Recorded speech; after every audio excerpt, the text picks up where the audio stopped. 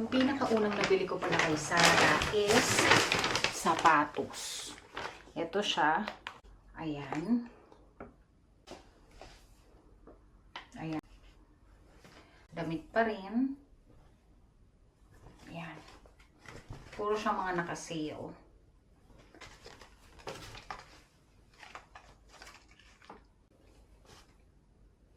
Plain lang siya na itim. Ayan. Pants. Ito. Yung malapad sa baba. Actually, yung mga pants na nabili ko is mahaba sa akin. So, papuputulan ko na lang. Sayang kasi, gusto ko yung mga style niya. Tsaka kasya naman siya sa bewang. Yung length lang talaga. Mahirap maghanap dito ng sakto kasi 5 flat lang ako. So, nahihirapan ako maghanap ng pants na saktuhan talaga sa akin. Kaya yun. Ito, malalapad yung ano niya, ha? Di ba? Ito.